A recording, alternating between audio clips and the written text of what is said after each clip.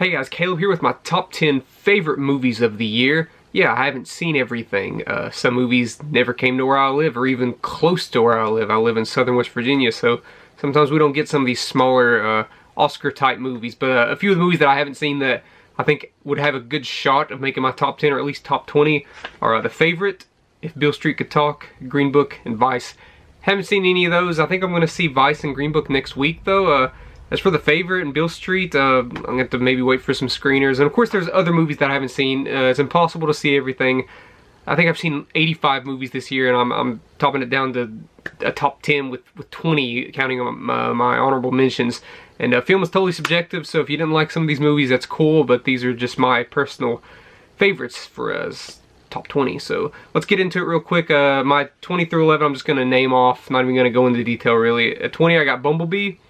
At 19, I got BlacKkKlansman. At 18, I got Crazy Rich Asians. At 17, I got Paddington 2. 16, I have Sorry to Bother You. 15, You Were Never Really Here. 14, The Ballad of Buster Scruggs. 13, Avengers Infinity War. 12, Bad Times at the El Royale. And 11, I have Roma. So yeah, let's get into it now. At number 10, I have Isle of Dogs, another beautifully stop-motion animated movie from Wes Anderson.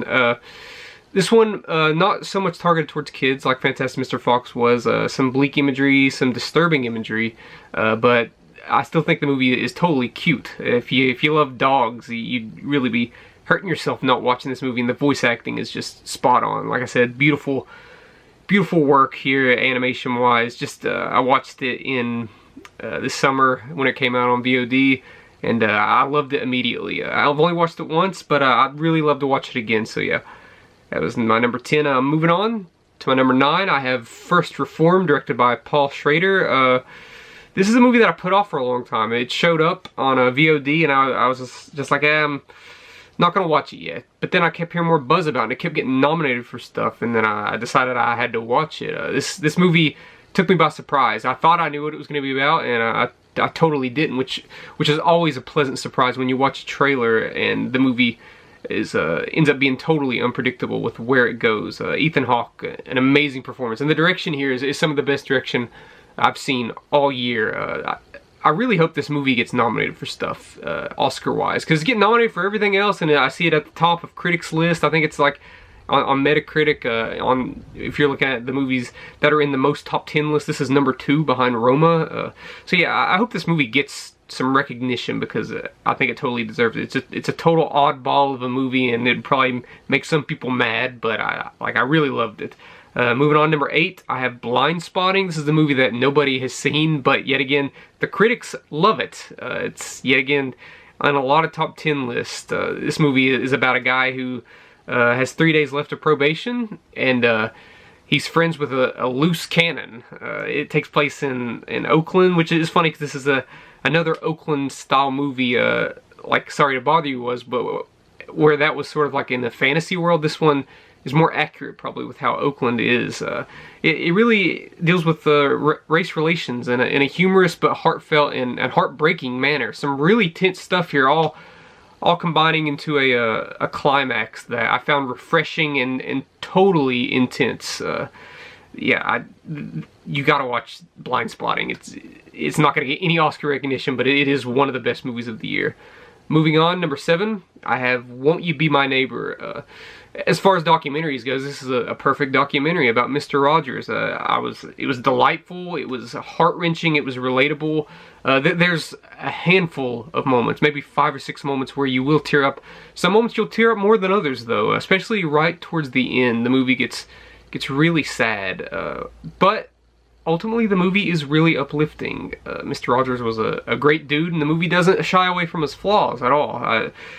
I was really glad I was able to catch this in a theater. I'm glad that it was successful box office wise, and it expanded and stuff. This is my clear front runner for best documentary this year for the Oscars, because I think it's the only documentary I've seen this year. But I hope it wins, because it's really good. I'd recommend it to literally everybody in the world. At number 6, I have First Man, which went totally under the radar box office wise, and it is a shame. Here's how good of a director Damien Chazelle is.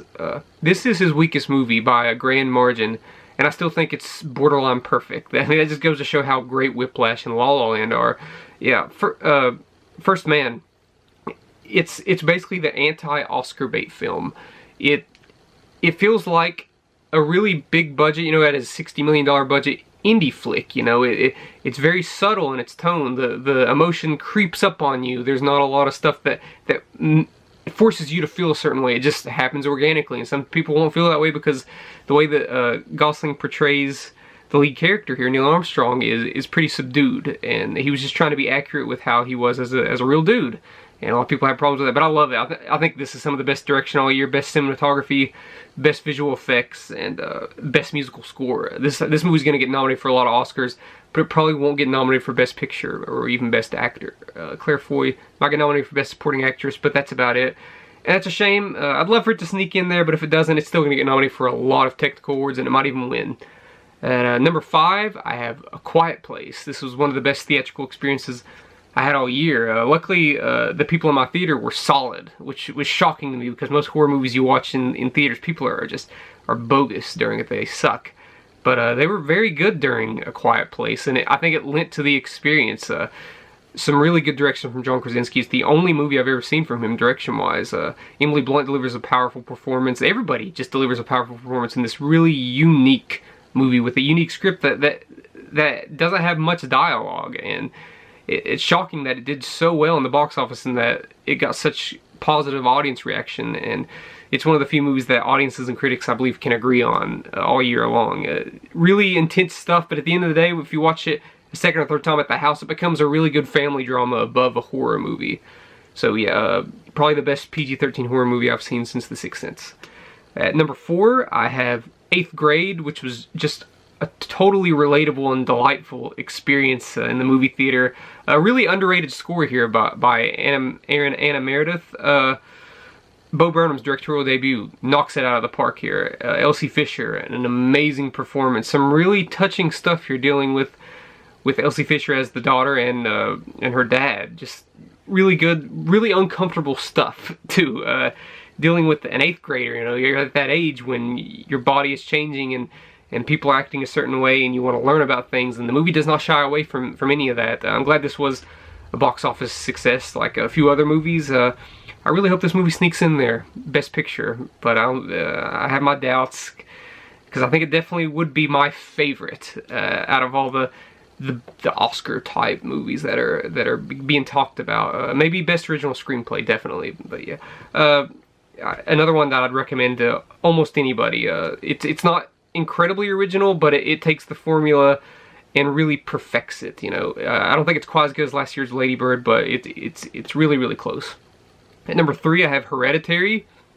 Hereditary is horrifying, and it's also, I think, a masterpiece, a modern day masterpiece. Just this movie stuck with me for a long time after watching it. Amazing direction by Ari Aster. An amazing lead performance by Toni Collette. Just overall, a great horror flick that delves into familiar ground, sort of like how 8th Grade delves into familiar ground, but it does it in such a refreshing way. This movie spews evil when you're watching it. It spends a long time just being a straight up family drama. And then whenever the supernatural stuff kicks in, it really pays off to me. I know a lot of people didn't like the last 15 minutes, but I thought it was amazing, beautiful, haunting. It really stuck with me. It's a movie that people will talk about for a long time. At number 2, I have Spider-Man Into the Spider-Verse, and if you would have asked me a week ago, this would have been my number 1. But I've only had a chance to see it one time, so I don't know if it's better than my number 1 pick, but Spider-Man Into the Spider-Verse is my favorite comic book movie of all time. It's definitely the best Spider-Man movie. As someone who just liked Spider-Man and Peter Parker, this movie made me love Spider-Man. Just the possibilities. I love this Miles Morales character, and I also love this Peter Parker character. I think this is a very relatable movie, and considering that this is also a really goofy movie that has Spider-Ham, Peter Porker in it, and Spider-Noir played by Nicolas Cage, this movie surprisingly has the most emotion out of any Spider-Man movie and maybe any comic book movie in general. I felt a lot of things during this movie, not to mention that the animation is completely refreshing, totally unlike anything. I guess I get some of the problems people have with the animation, but I think it's groundbreaking, and I'd love to see more movies in this animation style because the old Disney Pixar style gets kind of old, and this just felt so refreshing. I really hope this gets nominated for obviously Best Animated Picture at the Oscars. I'd love for it to get nominated for Best Picture, but that's just crazy. They're not cool enough to nominate something like this. But my #1 movie of the year, I watched it earlier in the year, and as I watched it then, I decided that it's gonna be a hard time for any movie to top this, and nothing really has. And I just rewatched it the other day, and it's still just amazing. And that is Annihilation, directed by Alex Garland. This movie is completely insane, especially in that final third act. Watching this in theaters, I've never had such a visceral experience as I did while watching the bear scene. I was shaking, and I didn't know how to react. I was very scared. Yeah, the theater was a little cold, but it was truly frightening. And you know, the climax is reminiscent of 2001: A Space Odyssey. Not to mention just the themes of self-destruction and even cancer in the movie are really, it's really unique and thought-provoking. And yeah, I overlook some of the performances in the movie because I think the ideas in the movie are really what makes this movie so great. But yeah, Natalie Portman and Oscar Isaac are really good. Everybody's really good in the movie. Tessa Thompson, yeah, again, I mean, had an amazing year, and this was the start of it.